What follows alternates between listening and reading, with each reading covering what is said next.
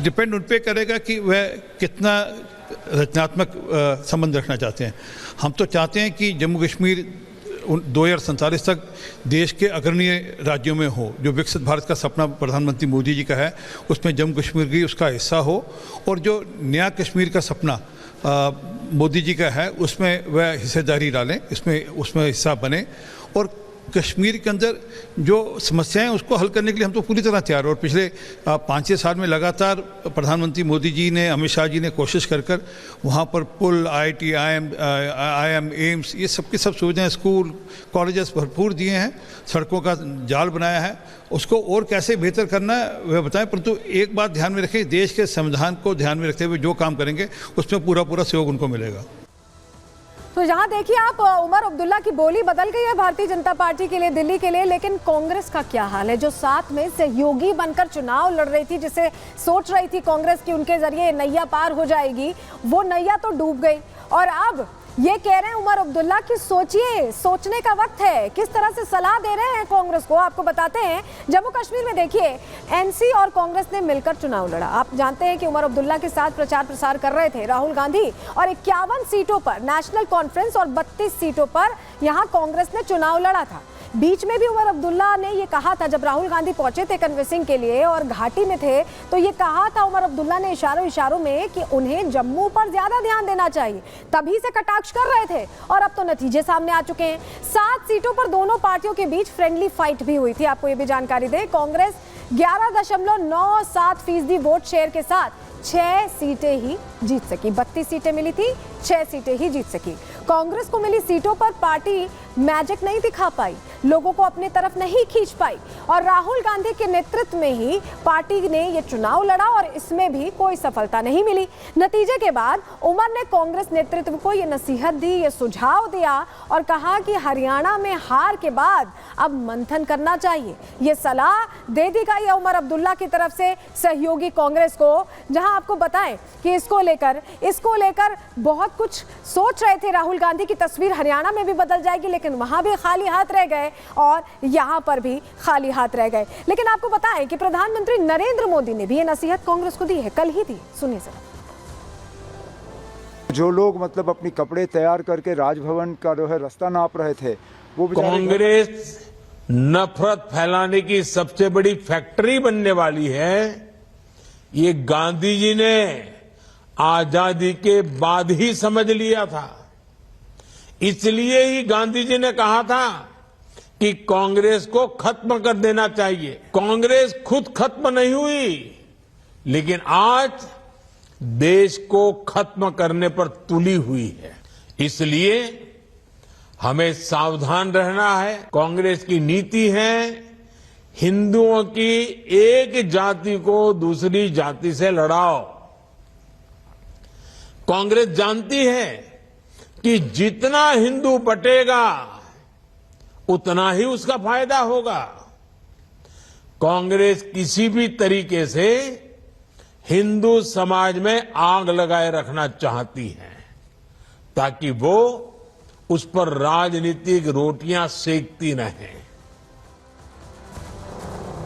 तो देखिए, सिर्फ उमर अब्दुल्ला ही इकलौते नहीं हैं जो तीर चला रहे हैं कांग्रेस पर। कांग्रेस की हालत इस वक्त बहुत खराब है, और इतनी खराब है कि जो सहयोगी थे वो बार बार प्रश्न पूछ रहे हैं। ऐसा लग रहा है, नेशनल पार्टी है कांग्रेस, लेकिन अब ऐसा लग रहा है कि रीजनल पार्टीज अब आगे के जो चुनाव हैं उसमें तय करेंगी कि कांग्रेस को कितनी सीटें मिलनी। उनके इशारे के बाद ये तय हो पाएगा। कौन कौन सी पार्टीज अब सवाल खड़े कर रही हैं, देखिए आपने सुन लिया, उमर अब्दुल्ला तो कह ही रहे हैं। इसके अलावा समाजवादी पार्टी भी प्रश्न खड़े कर रही है, जिसके साथ लोकसभा चुनावों में उत्तर प्रदेश में उतरे थे, और उस पार्टी का ज्यादा, समाजवादी पार्टी का ज्यादा भला हुआ एज कंपेयर टू कांग्रेस। लेकिन शिवसेना यूबीटी भी प्रश्न पूछ रही है, जो इनके एक तरह से इंडी अलायंस के चेहरे हैं, वो अब धीरे धीरे करके कांग्रेस को साइडलाइन करने लगे, क्योंकि उनको ऐसा लग रहा है कि कांग्रेस को साथ लेकर बहुत कुछ फायदा तो नहीं हो रहा।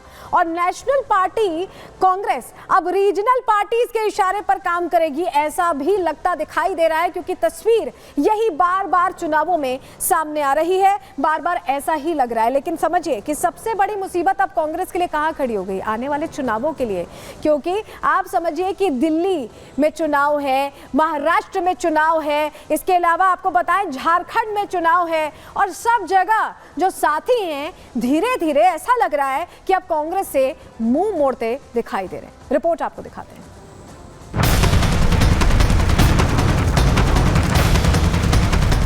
हरियाणा विधानसभा चुनाव में हार और जम्मू कश्मीर विधानसभा चुनाव में केवल 6 सीटें जीतने के बाद कांग्रेस की मुश्किलें बढ़ने लगी हैं। कांग्रेस के साथी नेतृत्व को नसीहत देने लगे हैं, पार्टी की रणनीति पर सवाल उठा रहे हैं और यही वजह है कि आने वाले विधानसभा चुनावों के लिए कांग्रेस की जो आकांक्षाएं थी उस पर अब ग्रहण लग गया है। हरियाणा में कांग्रेस पार्टी ने सपा और आम आदमी पार्टी से तालमेल कर लिया होता तो आज हरियाणा में इंडिया गठबंधन की सरकार होती। भाजपा को पूरा प्रदेश दे दिया। हरियाणा में कांग्रेस में इतना आत्मविश्वास हो गया कि उसने और पार्टियों से बात तक नहीं करी। सबसे बड़ी मुसीबत कांग्रेस के लिए महाराष्ट्र, झारखंड और दिल्ली में होने वाले विधानसभा चुनावों को लेकर खड़ी हो गई है। पार्टी को लगा था कि हरियाणा जीत के बाद अपनी शर्तों पर गठबंधन में बात की जाएगी, ज्यादा सीटों पर चुनाव लड़ा जाएगा, लेकिन पार्टी के प्रदर्शन ने एक बार फिर कांग्रेस की हालत खराब कर दी है। हार का सबसे बड़ा असर महाराष्ट्र में महाविकास आघाड़ी गठबंधन पर पड़ने वाला है। कांग्रेस जो 2024 के लोकसभा चुनावों में सबसे बड़ी पार्टी के रूप में उभरी थी और इसी आधार पर अपने सहयोगियों के बीच विधानसभा चुनावों से पहले अपनी स्थिति मजबूत करना चाहती थी, लेकिन अब खराब चुनाव परिणामों ने कांग्रेस की बार्गेनिंग पावर को कम कर दिया है। उद्धव ठाकरे के नेतृत्व वाली शिवसेना आगामी चुनावों में ज्यादा सीटों पर चुनाव लड़ना चाहती है और ज्यादा सीटें जीतने के बाद सीएम के पद पर दावा करने की फिराक में है। ऐसे में अब इस हार के बाद कांग्रेस अपने लिए बार्गेनिंग करने की स्थिति में कमजोर पड़ती नजर आ रही है। इतनी एंटी इनकम्बेंसी के बावजूद भी भारतीय जनता पार्टी अगर सरकार बना रही है तो मैं सबसे पहले भारतीय जनता पार्टी को बधाई देना चाहूँगी कि उन्होंने ये कैंपेन अच्छे से लड़ा, जनता का विश्वास जीता हरियाणा में। डिस्पाइट एंगर वोट भी उन्हीं को गए, यानी विश्वास बनाए रखा कि बीजेपी में विश्वास बनाए रखा है। और कहीं ना कहीं कांग्रेस पार्टी को भी अपनी रणनीति देखनी पड़ेगी कि जैसे डायरेक्ट फाइट होती है बीजेपी के साथ, कांग्रेस कहीं ना कहीं कमज़ोर पड़ जाती है। कुछ ऐसा ही हाल कांग्रेस का बाकी राज्यों में भी है, जिससे साफ है कि हरियाणा और जम्मू कश्मीर में चुनावी असफलता ने न केवल कांग्रेस की राजनीतिक रणनीतियों को फेल साबित किया है, बल्कि दूसरे राज्यों की गठबंधन सरकारों के अंदर भी कांग्रेस की भूमिका पर सवाल खड़े कर दिए हैं। Bureau report, Republic Bharat. वही असदुद्दीन ओवैसी भी प्रश्न पूछ रहे हैं, सुनिए जरा वो कैसे तंज कस रहे हैं। हमको जो गाली देते थे लोग कि आपके खड़ा रहने से सब बीजेपी का फायदा हो रहा है, मैं फिर से कह रहा हूं, हम तो थे ही नहीं वहां पर, तो कैसे जीत गए बीजेपी? क्या क्या अनाप शनाप बोलते थे हमारे बारे में, ये टीम वो टीम। अब जब वहां पर बीजेपी जीत गई, जिम्मेदार कौन है इसका?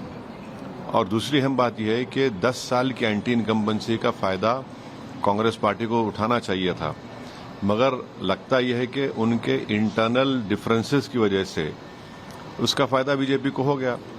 और तीसरी बात यह है कि बीजेपी को अगर आप जरा सा ही मौका देंगे इलेक्टोरल बैटल में तो बीजेपी उसका फायदा उठा लेती है।